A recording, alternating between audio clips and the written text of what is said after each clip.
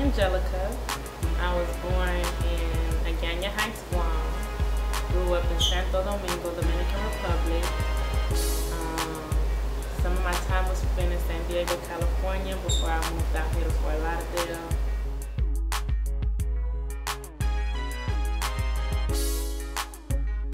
I remember I went to Dayton, Ohio for Christmas. It was snowing out there. Me and my cousins were jumping off the roof. And I closed my eyes and jumped off the roof and landed on the back of my cousin's head, and all my front teeth got pushed back into my head. That was the worst feeling in the world until my grandpa came to the dentist with me. They had to give me a shot in my mouth, and I was talking like I was drunk. But it was funny. Now it's a good memory, but then I was in so much fucking pain.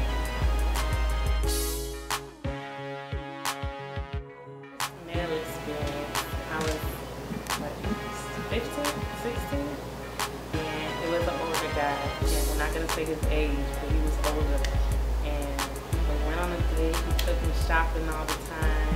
He told me how pretty I was. And so that one night, he asked me to give him oral sex.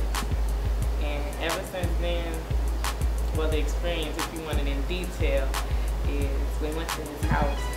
He had rose petals and stuff everywhere. And I told him I wasn't ready to have sex.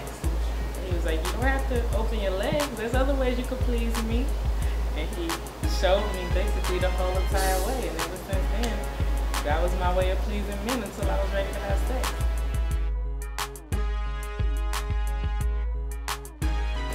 The first time I felt like I was in love with a guy, most people think it was with my son's father, but it really wasn't. It was with this guy from the Gov in Fort Lauderdale. We won't say his name, but he knows who he is. He was so sweet. Oh my gosh, I met him at a club called Troy. Boy, we rode everywhere together. I met all his friends. I was in and out of his house. Come to find out, this nigga was still with his baby mama, staying with her and driving her shit. So when I confronted him about it, oh, my heart was so broken. I was boo-hoo crying. I was so upset. And no lie, till this day I still fuck with him because that was the first man I was ever really in love with. My son's father is from Fort Lauderdale. I got pregnant at 20 and had my son at 21. Baby's birthday is April 22nd of this year, 2012, so this is very recent. But the first time, well, not the first time, my only time going in labor, I called my son's father and I was like, where you at? This baby coming right now. Not now, but right now. And he hung up the phone and I'm wondering why.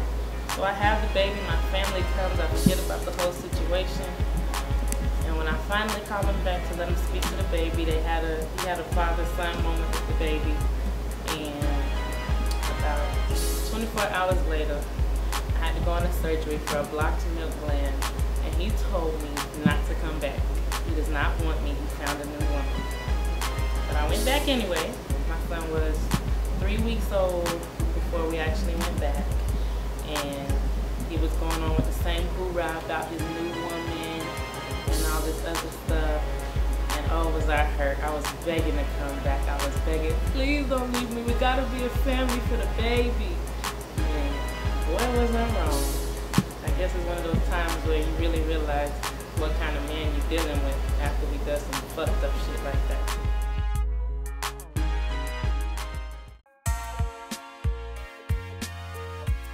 I was born and I moved on from dealing with his father.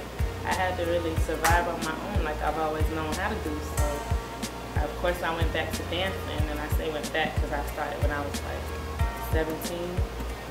And I did that for a while, but because my body wasn't healed up all the way, I fucked myself up, and then I wasn't able to dance anymore. So I went to calling all the old niggas that I knew. Hey, I need help, my baby needs this, my baby needs that. And sometimes they would help and sometimes they wouldn't help, so I had to buckle down, get serious, realize it was another mouth to feed that didn't ask to be here, and I got a job.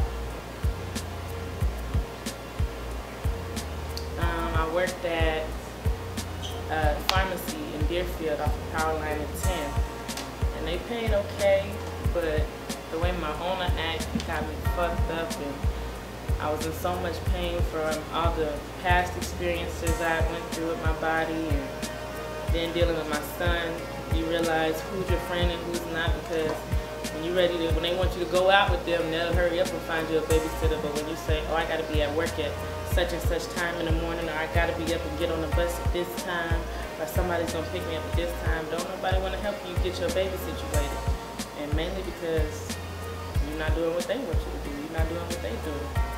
So really, at the end of the day, it's all about survival and what I have to do to make sure my baby doesn't need or want for anything in life. Because when I need a man, Riley is the one that's there 24/7.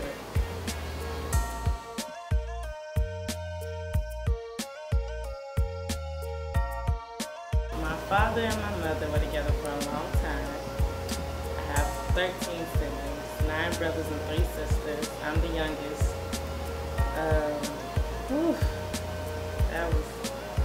That was crazy. My parents, my mother was a prostitute, and my father didn't know about it. So they stayed together. They had all 13 of their kids together, and then we thought my father had passed. And I say thought because he's not dead, but he just left. And my mother got beat to death by some dope dealer boyfriend she had run into. So my relationship with my parents, I can honestly say, was distant until recently when me and my father actually had a sit down talk and got closer. But as far as my mother, because of the things that she was into and the way I wanted to be raised, we wasn't very close. But I mean, I can say it was healthy. I talked to them when I needed them. If I ever was in the gym, I knew who to run to. If I needed somewhere to sleep, they weren't really those type of parents to, oh bitch, fuck you, get out, get on your own. But they weren't a very good example. So our relationship is healthy. Me and my brothers are like this. We is tight. I guess because I'm the thug of the family. I'm the little sister, the youngest sister. I'm always into something. I let my brothers all pick a tattoo to put on me when I was dating this guy that did tattoos. He stayed in the city. And my oldest brother put Problem Child on my chest. And it was funny because out of the rest of my sisters, I was the only one that when their girlfriends was acting up or their baby mamas need to be checked, the littlest one was right there to check some fucking body. And now it's to the point where at first, when I needed help, I didn't call nobody. And now I don't have to call nobody because they're right there. So me and my brothers have always been close. So our relationship is beyond healthy.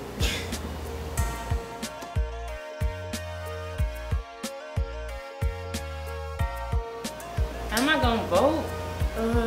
That's a good question because I'm not really that into politics.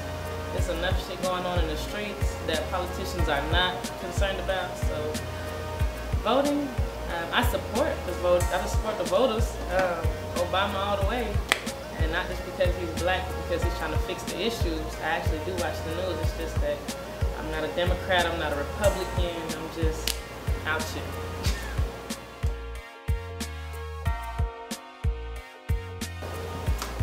All the young ladies out there, y'all need to realize that this shit is real. Excuse my language, but it's time to get blood rock, y'all. All the ladies I see out there walking around with these hot shorts on and half shirts, and you want to show your pretty little just got developed body, AIDS is real. And it can come to you if you don't protect yourself. Slow your roll and get yourself together. Get a job before you're a young mother that can't take care of yourself or your child. Because they don't ask to be here. Those are real people, just like you, and your heart beats. Once you have that inside of you, you're not going to want to get rid of it. So be careful and just get your life together. Mad Vision. Make sure y'all check it out. YouTube, Twitter, Facebook, whatever you need to go on, make sure you type in Mad Vision. I think that nigga's got a Wikipedia page too. Go on there and look at that. But I'm in